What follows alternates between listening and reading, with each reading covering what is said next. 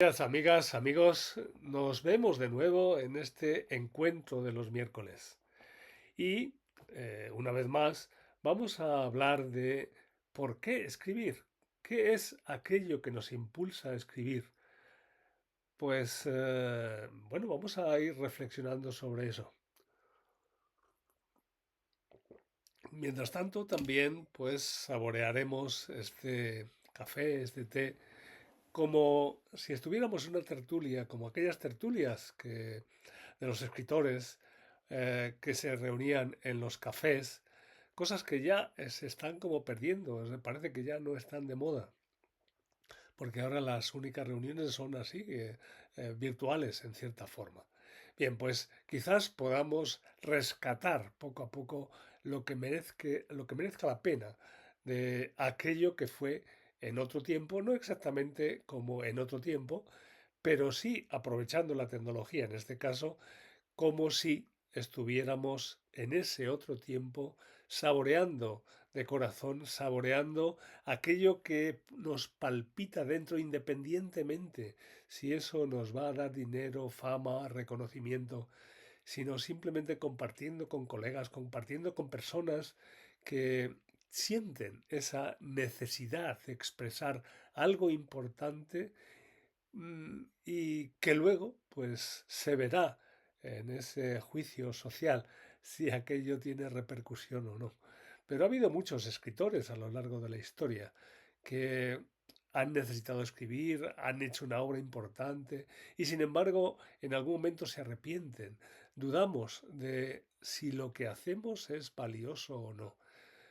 Pero también, y esta es una cuestión que nos afecta a los valores en general, aprendemos a valorar las cosas a través de la mirada, a través del respaldo de las instituciones, de los demás, de aquellos a quienes consideramos valiosos, valiosas de alguna manera.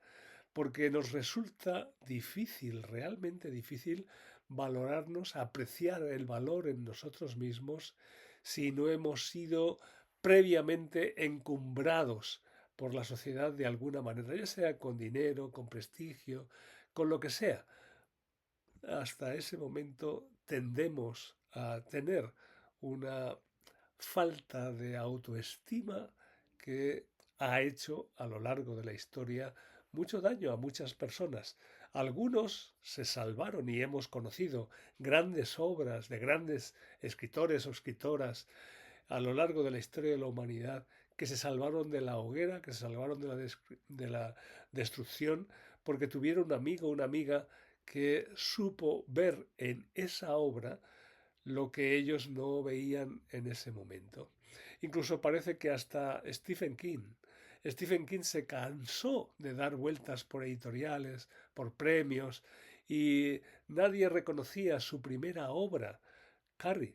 Y sin embargo, cuando ya cansado la tiró a la papelera, su propia mujer la recogió de la papelera y consideró que era algo que merecía la pena y entonces volvió a darle ánimo y encontraron la manera de publicarla. Y después se ha convertido pues en un gran referente de la literatura actual, aunque no todo el mundo tiene por qué gustarle ese tipo de literatura, pero sí es evidente que lo que en un momento determinado nos apasiona, cuando encontramos la vía adecuada, también termina por apasionar a otros. Y por eso volvemos a recuperar este diálogo con este amigo argentino, este escritor, que como en esas tertulias de café, como decía al principio, pues compartimos esta idea, esta vivencia, este desconcierto a veces de por qué unos libros salen adelante y otros no, y cuando a veces estamos dispuestos a tirar la toalla, pero ¿merece la pena o no? ¿Merece la pena seguir escribiendo o en esta época basta con que todo lo haga la inteligencia artificial? Pues yo creo que incluso la inteligencia artificial necesita de autores o autoras que sigan generando un alimento para sus archivos de memoria, porque ¿de dónde va a extraer la inteligencia artificial sus relatos, sus historias, si no es recomponiendo lo que los autores o autoras escriben. Bien, pues es muy importante entender esto porque hoy vivimos una cultura audiovisual, una cultura que ve películas y no lee libros, pero si nadie escribiera esos libros, tampoco habría películas. Si nadie escribiera guiones, nadie podría tener esa distracción que hoy es uno de los elementos favoritos. Todo el mundo ve series, ve películas. Hablaremos también con nuestro amigo Alejandro del Coro de Argentina para tratar de este tema, para tratar de ver cómo el hecho de escribir todavía sigue siendo algo necesario, pero no necesariamente como algunos piensan para hacerse rico y famoso, sino porque es parte de la cultura humana, de la vida humana. Y ese elemento de la imaginación es un elemento importante que nosotros necesitamos nutrir y por eso es por lo que ahora quizás se lee menos, pero se ven más películas, porque ese elemento sigue estando ahí, lo necesitamos de una manera o de otra. Por supuesto que también unido a la ciencia y a muchas otras cosas, porque los seres humanos tenemos una realidad compleja, pero no podemos abandonar ninguna de esas partes de nuestra humanidad. Todas son necesarias, todas son importantes. Y si ahora lo dejamos todo en manos de la inteligencia artificial, como si la inteligencia artificial fuera pura magia que inventa cosas, pues nos vamos a equivocar mucho y vamos a entrar en otras paradojas, porque la inteligencia artificial hoy por hoy necesita nutrirse, como decía antes, de elementos que crean personas. Que sí, hay gente que entiende que la inteligencia no es tanto inventar cosas, sino recomponer con algún giro nuevo y que en cierta forma muchas películas se parecen. Es posible, pero la creatividad sigue siendo necesaria. Todos de alguna manera estamos buscando algo nuevo que nos sorprenda y esa creatividad que nos hace al mismo tiempo reflexionar y compartir de corazón. Esa resonancia humana, profundamente humana, sigue siendo algo muy importante. Bien, pues como decía, ahora seguiremos con esta entrevista que ya tuvimos anteriormente también con Alejandro del Coro y conoceremos su opinión.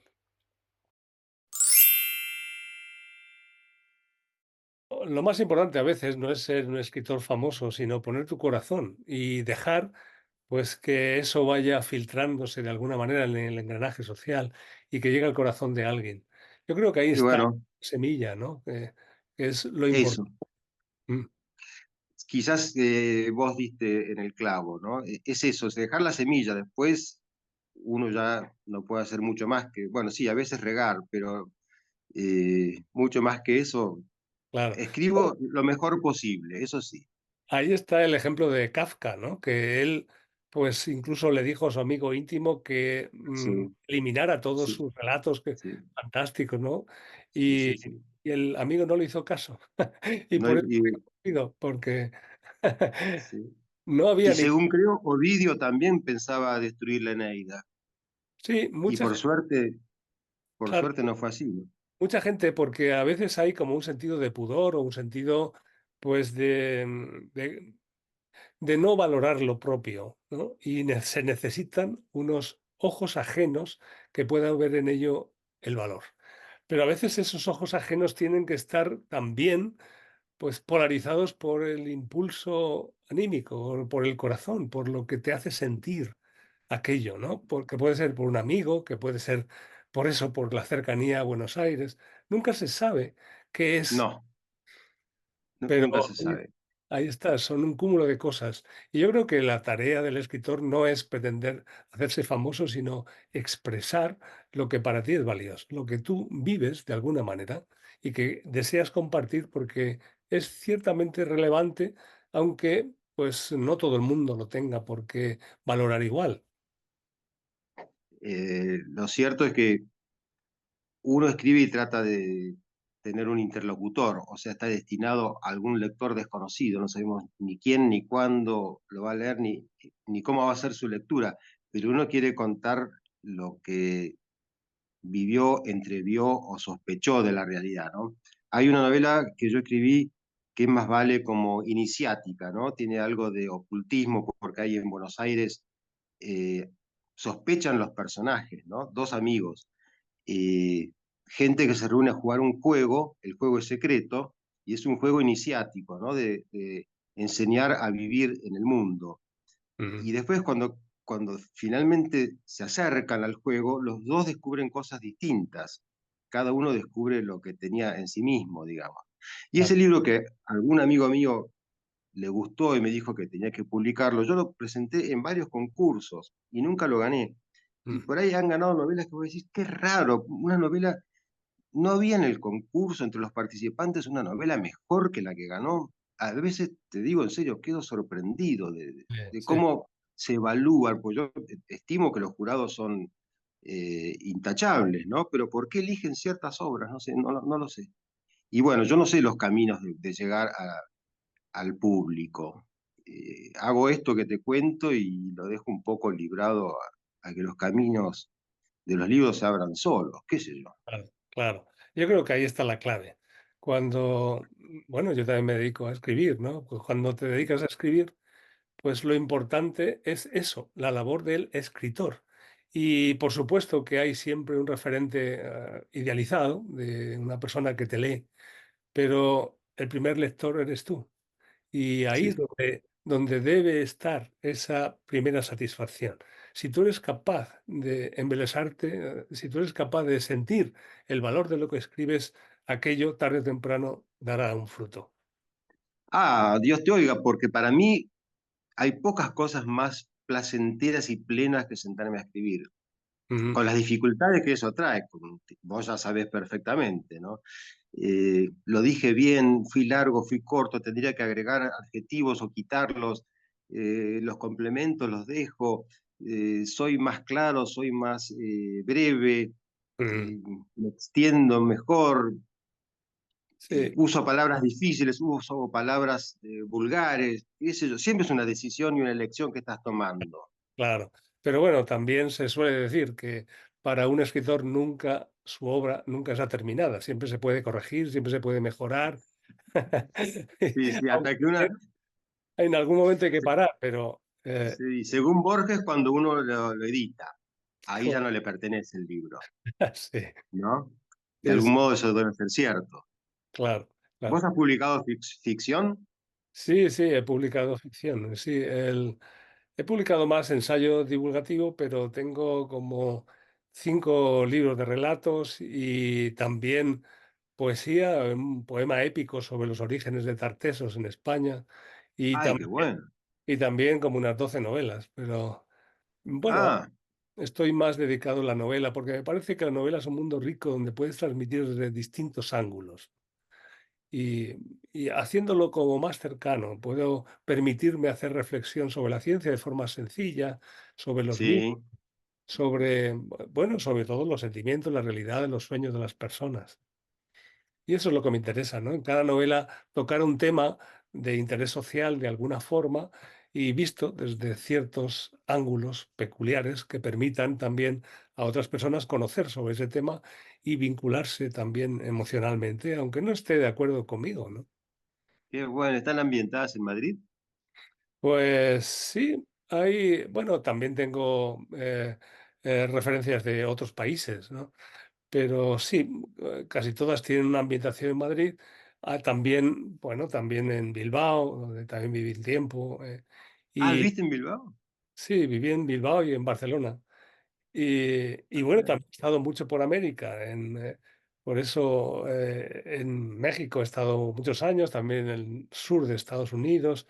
También pasé por Buenos Aires a presentar uno de mis libros hace ya unos Ah, años, qué bueno. en el 2017. Y estuve, pues, viendo también la magia de los edificios, como el Barolo, ¿no? ¿Cómo se llama? Sí, sí, en la Avenida de Mayo.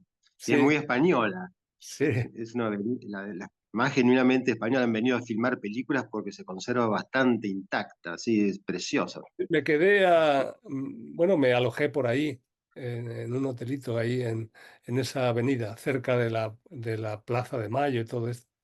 Sí, sí. Y bueno, pues Bueno, también pasé a Uruguay, también vi la resonancia de ese edificio, ¿no? Con sí, Montevideo. está replicado en Montevideo. Qué extraño, ¿no? Sí, sí. Y Cosas hay maravillosas. cosas Bueno, curiosas. eso es lo que permite. Sí, tiene de fuerte la presencia de la ciudad. Yo, ya te digo, hace 44 años que vivo acá en Rojas, que es una ciudad menor, Mm, menor en el sentido que somos 24.000 habitantes. Y en Buenos Aires en realidad viví nada más que 21 años, pero la presencia de Buenos Aires para mí sigue siendo fuertísima. Siento como una de las ciudades más impactantes y- y ricas del mundo, ricas en barrios desconocidos, en gente distinta. Es infinita Buenos Aires. sí, sí, sí, es una ciudad muy peculiar. Quizás a vos te pase con Madrid. Sí, claro, para mí Madrid era como algo muy especial siempre, ¿no? Y al principio, cuando empecé a salir de Madrid y ir a otros lugares, me parecía que no, que me encontraba fuera de lugar. Ahora ya, ahora ya no es tanto así, Sos porque cosmopolita. ya he viajado mucho, ¿no? Pero sí, porque, bueno, me ha interesado también todo el entorno del Mediterráneo, Europa, el norte de África, el Oriente Próximo y, y América, ¿no? Pues en América también he estado por muchos países, Qué muchos. bueno. Y a Qué mí, bueno que compartamos el idioma castellano, ¿no? claro, claro, me parece que es algo muy especial y que hay que Que, aprovechar. ¿M? sí, porque realmente qué idioma riquísimo y tan distinto de otros, porque claro, quizás el euskera sea magnífico para los vascos, pero no tiene No, lamentablemente la trascendencia que va a tener el claro, español o el castellano. Pero con el inglés o el francés o el alemán, y no sé, quizás antes el griego o el latín, no hay idiomas como el castellano. claro, claro. Sí, es algo muy Cuando uno especial. Y piensa una de en, las cosas que me llamó la atención es cómo se valora a Cervantes en toda América. Bueno, en Latinoamérica, porque sí, hay una acá en, presencia, de hecho hay un teatro importante de Cervantes ahí en Buenos Aires, ¿no? sí, sí, sí, lindísimo. Y hay una ciudad en la provincia de Buenos Aires que es Cervantina. Hace un festival anual con temas de Cervantes porque hay un señor que tiene una biblioteca que creo que la que más tiene ejemplares del Quijote. Ujú. ¿Es así, Liliana? Sí. Claro. Ah, sí, sí, ejemplares, ediciones y traducciones del Sí, sí, Quijote. Y eso se dio en una ciudad del interior de la provincia y hacen un festival todos los años con temas cervantinos, que incluye teatro, claro, sí, literatura, por supuesto, pero también pintura, escultura. Es maravilloso. Sí, claro. sí, el Quijote es un universo en sí mismo. Yo creo que Bueno, y es una eh, innovación porque también se valora mucho a Shakespeare en lengua inglesa, pero Cervantes introdujo en la literatura una innovación que es la novela moderna, que sí. Shakespeare simplemente reprodujo con habilidad, evidentemente, con una gran profundidad en lo que era el arte, el drama, la tragedia, pero no genera la innovación que supone Cervantes con el Quijote. No, no, la idea nomás y el desarrollo del Quijote con su mundo ideal enfrentado a la realidad es fascinante. Pero Cervantes tiene que haber sabido cosas que nosotros ignoramos, porque como por ejemplo tuvo la intuición cuando baja en la cueva de Montesinos de que el tiempo transcurre de distinta manera, afuera y adentro de la cueva. Ya, bueno, ¿Cómo porque supo? él era un ¿Cómo hombre. supo?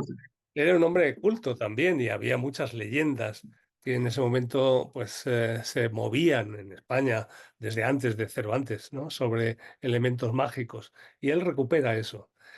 Pero Qué maravilla. Cervantes es un personaje muy peculiar.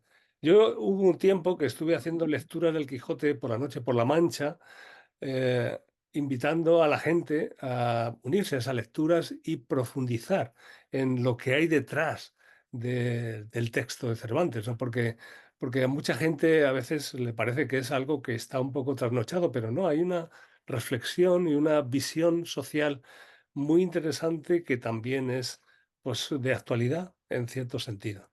Completamente, completamente. Y qué manejo maestro del lenguaje.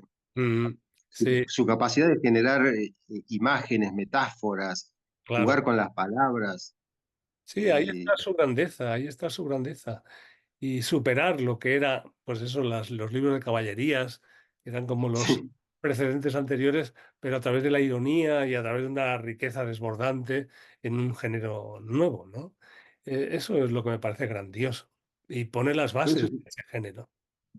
un fenómeno único en la historia de la humanidad. Sí, sí, sí. Sí, sí, sí. Y además es peculiar porque cuando publicó la primera parte surgieron imitadores de que trataron de hacer una segunda parte del Quijote, pero al final tuvo que hacerla él porque le parecía que no, no daban la talla. Sí, Y porque aparte él se cita a sí mismo sí, sí, en sí. el libro. Es increíble. Es una época donde la ironía está muy de moda, ¿no? Es una forma de reflexión social y de evitar la Inquisición en algunas partes, Claro. no crítica, ¿no? Pero sí, es un personaje muy, muy peculiar. Y con todo eso lo hace muy moderno, porque yo lo siento como un contemporáneo a Cervantes. Sí, sí, O, sí. o yo seré muy anticuado. Sí. Pues sí.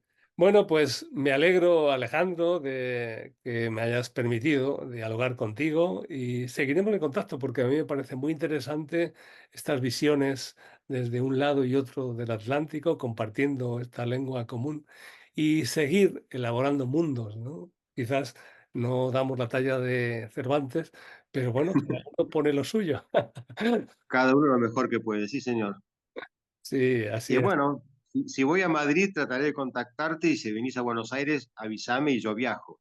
Sí, sí, sí. Yo tenía la idea de ir a presentar ya para el año que viene, tal vez, algunos de mis libros por allí de nuevo, ¿no? Sobre todo las novelas en la actualidad. Pero bueno, pues estamos en contacto y te agradezco tu participación y pues, el compartir tu experiencia y ese toque tuyo de humanidad. Muchas gracias, Juan, y el agradecido soy yo, ¿eh? Me Bueno, encantó hablar contigo y un placer. igualmente, un abrazo, Alejandro. Bueno, un abrazo, Juan, gracias. Hasta luego. Hasta luego.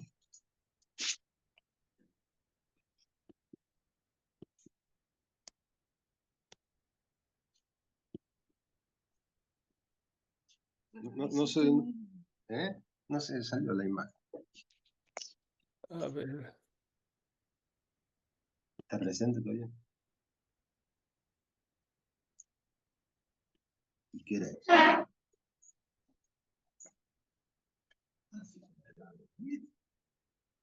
¿Vamos a comer los mates? Dale.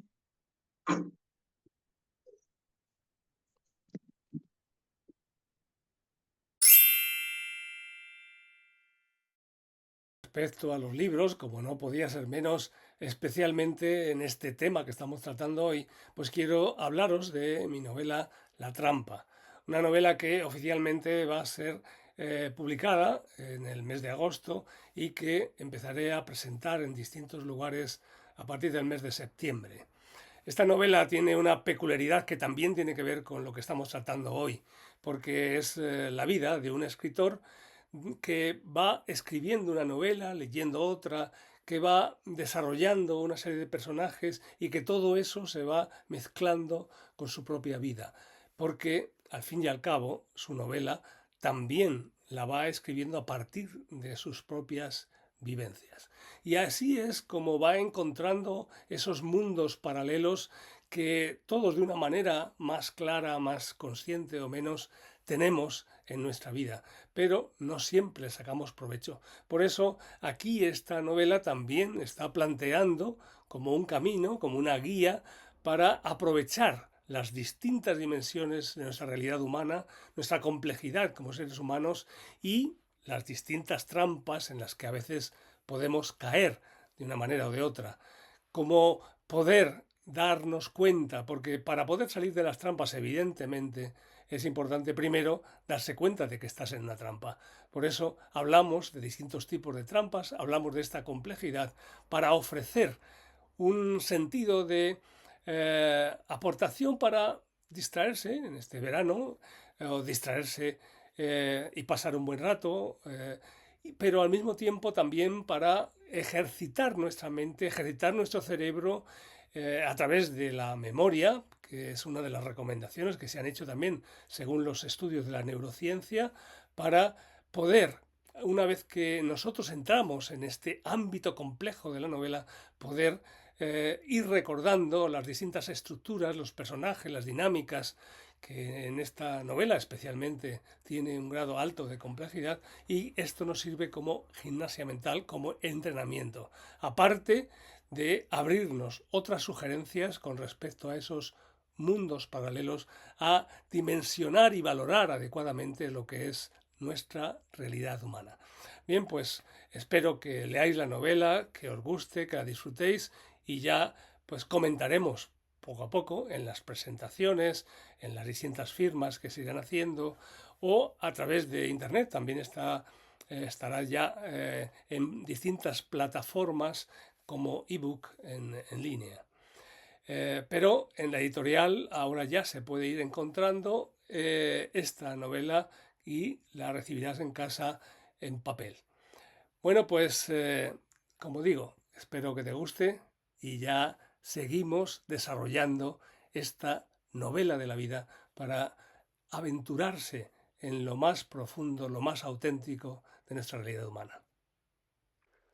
La novela La trampa, Mundos Paralelos, puedes encontrarla en la editorial Ibera Ediciones y en otras plataformas digitales.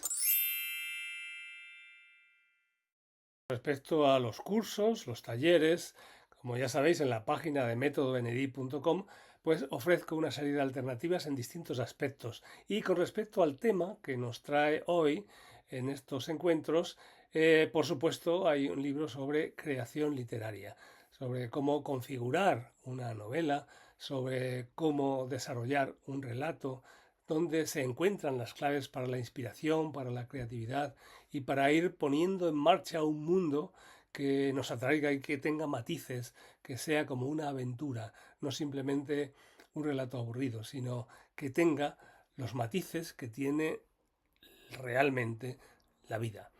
Ahora bien, no siempre nosotros vivimos vidas de aventura y interesantes.